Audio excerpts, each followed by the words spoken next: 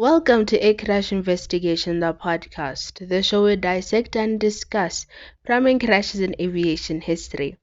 I am your host, Zwonaka Kai, as always, and in today's episode, we are going to be discussing TWA Flight 800. The crew, the crash, basically everything else in between. And before getting started, you know the drill. If you're listening on YouTube, don't forget to like and subscribe. It really helps a lot.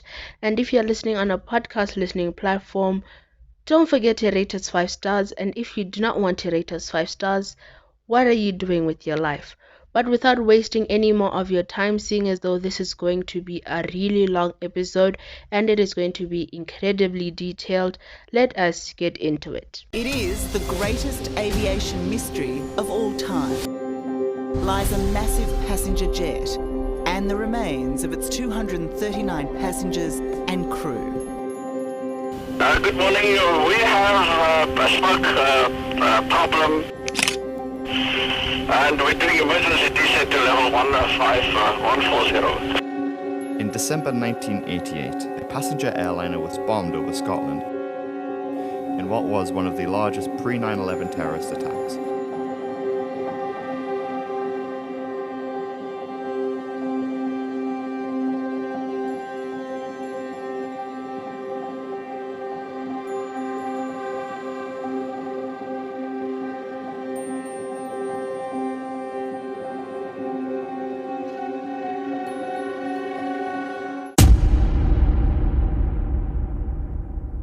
TWA Flight 800 was a scheduled flight for the 17th of July, 1996.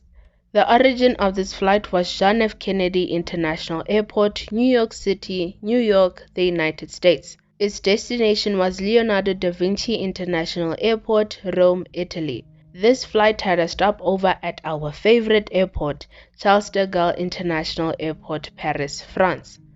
The operator was Trans World Airlines, aka TWA. The aeroplane used was the Boeing 747-131, and finally the call sign of TWA Flight 800 was TWA 800. The crew and passengers. The captain of this flight was Ralph G. Kervoken, who was 58 years old at the time of the crash. He was hired by TWA on the 20th of May, 1965. The captain had obtained 18,000 flight hours with 5,490 flight hours on the 747. His recent proficiency exam was on the 22nd of March 1996. He only required glasses for near vision, and he was sitting on the front left seat in the cockpit, aka the captain's seat. The first officer, check airman, or captain as he is referred to as in the final report, was Stephen E. Schneider, who was 57 years old. He was hired by TWA on the 13th of April 1964. In total, he had obtained 17,000 flight hours with 4,700 of those hours on the 747. His recent proficiency test was on the 15th of April 1996. He had, and I quote, no restrictions or limitations, end quote, for flying. He was sitting on the front right seat in the cockpit. The flight engineer was Richard G. Campbell, who was 62 years old at the time of the crash. He was hired by TWA on the 26th of February 1966. Fun fact, he was actually a captain before he became a flight engineer, and he was supposed to retire a little while before this flight took place, but he decided to switch from captain to flight engineer. I just wanted to let you know in case you are wondering why he was hired in 1966 but his flight hours are so low. So as a flight engineer, he had obtained 3,047 flight hours with 2,397 of those hours on the 747. His recent proficiency test was on the 17th of July 1996. He only had, and I quote, the limitation that he wear glasses for near and distant vision, end quote. He was sitting in the flight engineer seat. There was a trainee flight engineer on this flight, and his name was Oliver Craig, who was 24 years old. He was officially hired by TWA on the 22nd of June 1996. In total, he had obtained 2,520 flight hours, with 30 of those hours as a flight engineer trainee. His recent proficiency test was on the 12th of December 1995. So I'm sure you're wondering, why was he officially hired by TWA on the 22nd of June 1996, but his recent proficiency test was dated to 1995? Well, since he's a trainee flight engineer, he started working in around 1995, and officially TWA gave him a contract in 1996. He had, and I quote, no restrictions or limitations, end quote, and he was sitting in the cockpit jump seat. In total, there were 212 passengers on board, and this included the French ice hockey player Michael Bristoffel, an American fashion photographer named Lawrence Harris, and 16 students from the French club of Montesville Area High School in Pennsylvania, the United States. There were 14 flight attendants on board, and in total, the total people that were on board, which includes the flight attendants and the crew, there were 230 people. The aeroplane. So the aeroplane that was used, as I had mentioned before, was the Boeing 747. Now, this 747 specifically had 93,303 total hours of operation at the time of the accident, which can be a red flag, but I'll explain later on.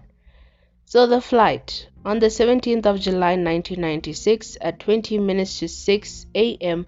Eastern Daylight Time, the Boeing 747 along with Captain Kervokian, First Officer Schneider, Flight Engineer Campbell and Trainee Flight Engineer Crick take off from Athens, Greece as TWA Flight 881. At 29 minutes to 4 p.m., TWA Flight 881 lands at JFK International Airport. There were no problems reported on TWA Flight 881. Now, this plane was refueled and it remained at gate 27. This plane would now be known as TWA Flight 800. The auxiliary power unit, or APU, and 2 out of the 3 air conditioners operated for a further 2.5 hours. Now, TWA Flight 800 was supposed to leave at 7 p.m. EST, but there were delays due to a, and I quote, disabled piece of ground equipment and concerns about a suspected passenger baggage mismatch, end quote. At 5 minutes past 8 to 7 minutes past 8 p.m., the crew started engines number 1, 2, and 4 and completed an after-start checklist. At 8 minutes past 8 p.m., the crew was told to taxi to runway 22 right. At 17 minutes past 8 p.m., the air traffic controller told the crew, and I quote, TWA 800 heavy caution wake turbulence from a 757, runway 22 right, taxi into position and hold, end quote. At 19 minutes past 8 p.m., TWA Flight 800 finally takes off. At 25 minutes past 8 p.m., the Boston Air Route Traffic Control Center, or ARTCC, tells TWA Flight 800 to, and I quote, climb and maintain 19,000 feet or 5,791.2 meters and expedite through 15,000 feet or 4,572 meters, end quote. The pilots acknowledged and agreed to this request. At 26 minutes past 8 p.m., the Boston ARTCC changed TWA Flight 800's altitude clearance to 13,000 feet mean sea level or 3,962.4 meters mean sea level.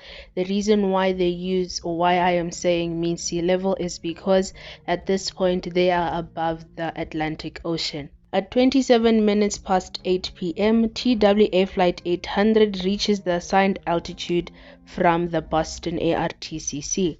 At 29 minutes past 8 p.m., Captain Kervokian says, and I quote, look at that crazy fuel flow indicator there, number 4. See that? End quote.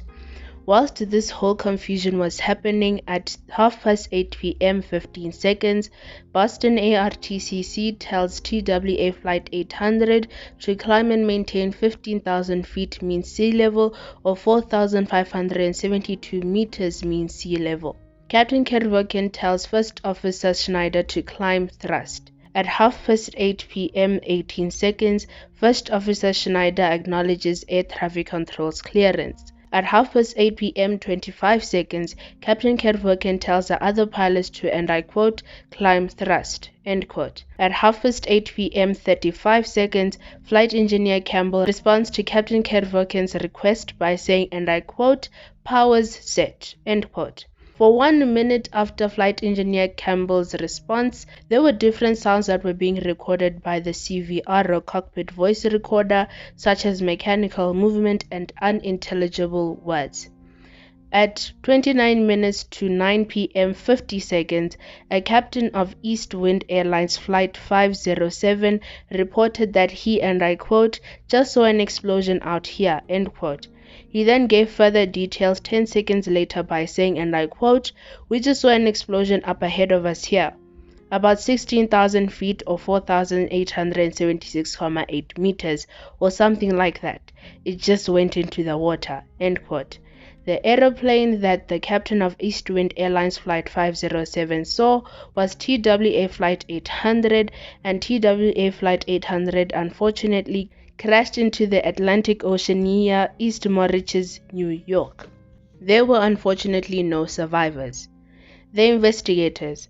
So the National Transportation Safety Board, or the NTSB, was in charge of investigating this crash because the plane crashed in the vicinity of the United States. How TWA Flight 800 crashed. So witnesses actually saw an explosion of some type of aircraft, the aircraft being TWA Flight 800. They then saw a large fireball heading towards the ocean with some broken debris falling into the water first. The wreckage information. So the wreckage, and I quote, was distributed along a northeasterly path about 4 miles or 6,437 kilometers long by 3.5 miles or 5,632 kilometers wide in the Atlantic Ocean off the coast of Long Island, USA, end quote. Now, the reason why it was distributed like so big was because TWA actually had a mid-flight breakup, which is why many people saw a large fireball heading towards the ocean. Now, the wreckage was actually on the ocean floor of the Atlantic Ocean, therefore it was hard to retrieve. The investigators had two priorities with this investigation. Number one, to retrieve the remains of the victims, and then number two, to recover the wreckage. The recovery actually took more than 10 months, and the actual investigation took about 4 years. 95% of the wreckage was recovered, and the wreckage was sent to the Grumman Aircraft Facility in Calverton, New York for further examination. The wreckage examination. So the fire and explosive experts and metallurgists from the NTSB, the Federal Bureau of Investigation or the FBI, the Bureau of Alcohol, Tobacco and Firearms of the United States or the ATF, and the Federal Aviation Administration or the FAA examined the wreckage. They were looking for evidence of, and I quote, damage characteristic of a bomb, missile, or high-order explosive such as hot particle penetration, pitting, pettaling, hot gas erosion of metal, high degree of fragmentation, hole penetration from outside to inside, end quote. They found no evidence of any of those things, and actually with the recovery portion of this episode, a few pieces of the wreckage such as the right wing were found floating on the water. Then everything else was actually on the ocean floor, meaning this is a definite red flag. The meteorological information. So at John F. Kennedy International Airport, the weather was as follows. Wind 220 degrees at 8 knots, visibility 10 miles or 16,09 kilometers, clouds at 6,000 feet or 1,829 meters scattered, ceiling 7,000 feet or 2,136 meters broken, 9,000 feet or 2,743 meters broken, temperature 82 degrees Fahrenheit or 28 degrees Celsius, dew point 70 degrees Fahrenheit or 21 degrees Celsius, end quote. And the weather at Francis S. Gabreski Airport, which was about 12 nautical miles, 22,24 kilometers or 13,8 miles north of the crash site, was as follows. Winds 240 degrees at 4 knots, visibility 4 miles or 6 kilometers, haze, clouds at 6,000 feet or 1,829 meters scattered, temperature 73 degrees Fahrenheit or 23 degrees Celsius, dew point 66 degrees Fahrenheit or 19 degrees Celsius, total sky cover 3/8, end quote. This basically means that the conditions were optimal for flying. The medical and pathological information. So muscle tissue of Captain Kervokian, First Officer Schneider, Flight Engineer Campbell, and Flight Engineer Trainee Crick were sent to the FAA Civil Aeromedical Institute, or CAMI for short, in Oklahoma for toxicology tests. They found that the muscle tissue was, and I quote, negative for all drugs of abuse and for prescription and over-the-counter medications, end quote. There was a small presence of alcohol in some of the tissue, but toxicologists concluded that it, and I quote, was most likely from postpartum ethanol production caused by decomposition, end quote. Now the 747-100's fuel system. So the 747 actually comes with 7 fuel tanks, with 3 in each wing and 1 in the center wing, or CWT. The fuel in the tanks would be measured by the Fuel Quantity Indication System, or FQIS, TWA Flight 800's fueling. Now this is a long portion, so I hope you are ready. Here we go, and I quote. TWA's fuel records indicated that the accident aeroplane was refueled at Athens and that its fuel load for the trip to JFK included a full center wing tank, or CWT. TWA's records further indicated that upon arrival at JFK, the accident aeroplane's center wing tank, or CWT, contained about 300 pounds or 136 kgs of fuel. When the aeroplane was refueled at JFK, no additional fuel was added to the CWT. According to TWA's fueling records, the accident aeroplane was fueled at JFK using the underwing pressure method, end quote. Now, the underwing pressure refueling system is basically the fuel delivery to the aircraft via pressure. This means that the aircraft would be refueled at the bottom of the wing instead of on top of the wing. Now, this is usually used because maintenance does not have to get a ladder to get on top of the wing, nor do they have to use an extra long hose. Furthermore, the over-wing method refueling actually takes really long, and we all know that aviation is a business that works with time. Now, the underwing pressure fueling system is not the best because it can cause air to enter the tank, which can cause a fuel-air explosion. So remember this information for later on. I promise it's going to be worth it. So the investigators got TWA's refueling info, and it read as follows. The accident aeroplane's maintenance records revealed that the aeroplane had experienced several intermittent problems during fueling operations in the 2 years before the accident, including one that occurred before the accident aeroplane departed JFK. After the accident, a TWA mechanic advised the board that while the accident aeroplane was being refueled at JFK for TWA Flight 800, the fuel system shut down. After the aeroplane was fueled, the mechanic reset the fuse and circuit breaker. In addition to the refueling difficulties noted, the safety board's review of the accident aeroplane's maintenance records revealed 3 logbook entries regarding the fuel leaks during the preceding 2 years. The board also noted 25 maintenance logbook entries regarding fuel flow, fuel gauge indicators, inaccuracies and fluctuations, and inoperable fuel system equipment, end quote. Furthermore, the FQIS system wiring had to be replaced a couple of times, meaning that it could have been faulty during the TWA Flight 800 flight. The investigators now knew that the aeroplane had fuel tank problems, wiring problems, and it underwent the dangerous underwing pressure fueling system. So the combination of faulty wiring and the combustion of fuel and air subsequently led to the in-flight explosion. There was absolutely no way to save the plane. The findings, here they go, and I quote. Number 1. The flight crew was properly certified and qualified and had received the training and off-duty time prescribed by federal regulations. No evidence indicated any pre-existing medical or behavioral conditions that might have adversely affected the flight crew's performance during the accident flight. Number 2. The in-flight breakup of TWA Flight 800 was not initiated by a bomb or a missile strike.